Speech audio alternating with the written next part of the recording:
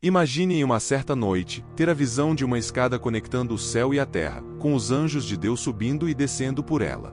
Imagine também ter essa visão durante um dos momentos mais turbulentos da sua vida, estando longe de casa, fugindo da própria família e indo em direção ao desconhecido. Esta foi a experiência de Jacó, e, portanto, sua visão ficou conhecida como a escada de Jacó. O significado da visão da escada de Jacó muitas vezes desperta a curiosidade de muitos leitores da Bíblia, pois esta visão não teve apenas implicações imediatas para a vida de Jacó, mas também revelou algo extraordinário que aconteceu quase 2000 anos depois do tempo de Jacó. Em Gênesis 28, a Bíblia registra que Jacó teve a visão de uma escada durante uma noite enquanto estava a caminho de Padã-Arã. Isso ocorreu logo depois que ele enganou seu pai Isaque e recebeu a bênção patriarcal em vez de seu irmão Esaú. Sabemos que Esaú ficou furioso com o que Jacó havia feito e jurou matá-lo assim que seu pai morresse. Neste contexto, Jacó foi enviado para a casa de seu tio Labão em Padã-Arã até que a raiva de seu irmão diminuísse. Enquanto viajava de Berseba para Arã, Jacó parou em um determinado lugar para passar a noite. Lá ele pegou uma das pedras do lugar e colocou embaixo da cabeça. Isso era uma prática comum naquela época. Na verdade, a pedra provavelmente servia mais como proteção para sua cabeça do que como travesseiro. Foi enquanto dormia que Jacó, em um sonho, viu uma vasta escada cuja base estava na terra e o topo alcançava o céu. Nesta escada, os anjos de Deus subiam e desciam. Conforme o texto bíblico registra, Deus estava perto de Jacó e se revelou a ele. As palavras do Senhor a Jacó foram verdadeiramente significativas. Ele disse: "Eu sou o Senhor, o Deus de seu pai Abraão e o Deus de Isaque. Darei a você e a seus descendentes a terra em que você está deitado. Seus descendentes serão como o pó da terra e você se espalhará para o oeste e para o leste, ao norte e ao sul. Todos os povos da terra serão abençoados através de você e de sua prole. Eu estou com você e cuidarei de você onde quer que você vá e eu o trarei de volta a esta terra. Não o deixarei até que tenha feito o que eu prometi a você."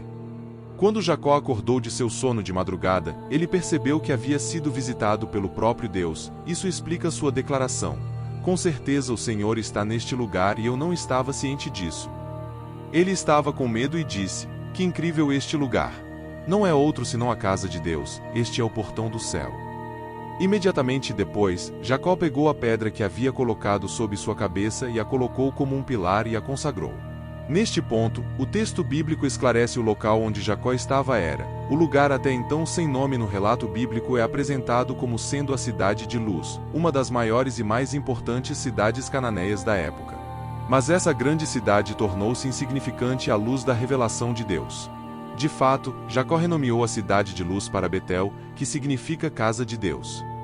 Depois que Jacó fez um longo voto a Deus, comprometendo-se a servi-lo exclusivamente, o significado da última visão de Jacó é melhor compreendido à luz de seu contexto.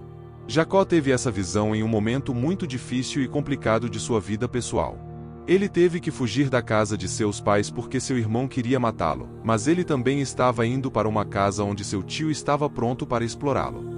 Neste contexto, o significado da última visão de Jacó revela muito claramente que o filho fugitivo de Isaque e Rebeca não estava sozinho, mas o Senhor estava com ele. O Deus da aliança que escolheu Abraão e Isaque também escolheu Jacó e cuidou dele, para que seus anjos estivessem lá para protegê-lo e servi-lo. Em outras palavras, essa visão confirmou a presença protetora e abençoadora de Deus na vida de Jacó. Tudo isso fica muito claro na importante declaração que Jacó ouviu do próprio Senhor durante aquela aparição. Deus assegurou a Jacó sua presença protetora, providencial e abençoadora. Ele também renovou as promessas da aliança com Abraão, dizendo que daria a Jacó e seus descendentes a posse daquela terra na qual ele era um peregrino. E através de sua linhagem todos os povos da terra seriam abençoados. Neste ponto, um significado ainda mais maravilhoso pode ser percebido na última visão de Jacó. Isso ocorre porque essa visão prefigurou Jesus Cristo. Sim, o próprio Senhor Jesus aplicou essa imagem para si mesmo quando ele disse: em verdade, eu vos digo, daqui em diante vereis o céu aberto e os anjos de Deus subindo e descendo sobre o Filho do Homem." Isso é realmente poderoso, pois a Bíblia diz que Jesus é o único mediador entre Deus e os homens. Ele é aquele que nos dá acesso ao Pai através de um Espírito, como lemos em Efésios capítulo 2, versículo 8.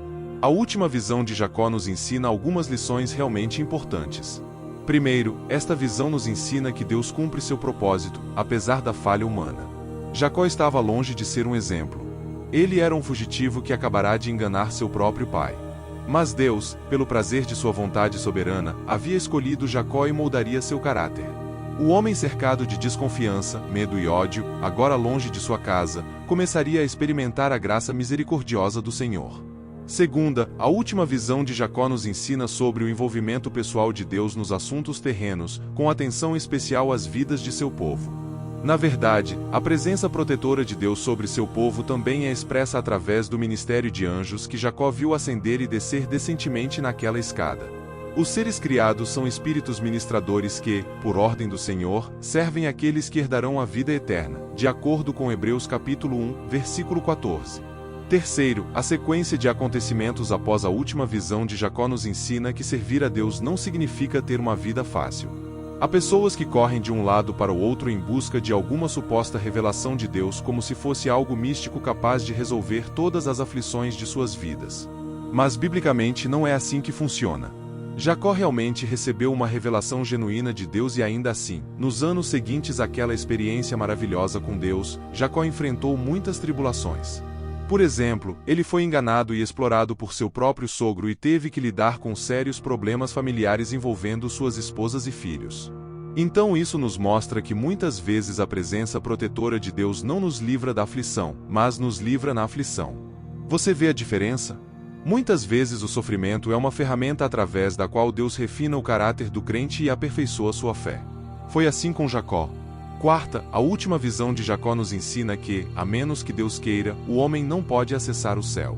Em contraste, a última visão de Jacó nos lembra de outra história bíblica que pode ser muito útil na compreensão deste ponto. Após o dilúvio, a Bíblia diz que os homens começaram a construir uma torre na cidade de Babel cujo objetivo era chegar ao céu. Mas há uma grande diferença entre a Torre de Babel e a última visão de Jacó.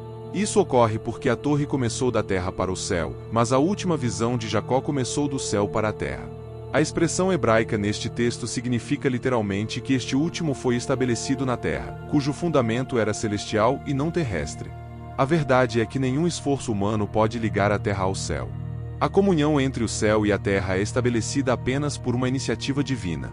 Curiosamente, a palavra Babel vem de uma raiz que significa porta de Deus, mas o contato divino que seu construtor rebelde buscou acabou levando ao julgamento de Deus sobre eles, em vez da comunhão divina. Embora muitos anos depois, pela iniciativa de Deus, Jacó finalmente foi capaz de contemplar a porta do céu. Portanto, somente pela graça de Deus pode haver contato entre o céu e a terra. Quinta, a última visão de Jacó tipifica Cristo em Betânia. Jacó viu o eixo de conexão entre o céu e a terra, então ele chamou aquele lugar de casa de Deus, o portão do céu. Mas agora sabemos que em Jesus temos o elo vivo entre Deus e o homem. Ele faz do seu povo aqui na terra a própria casa de Deus onde habita o Espírito Santo. E à luz de tudo isso entendemos que Jesus é a nossa porta do céu, como lemos em João 10, versículo 9. Ele é o nosso caminho para a casa do Pai. Agora escreva nos comentários se você já estava familiarizado com o significado da última visão de Jacó.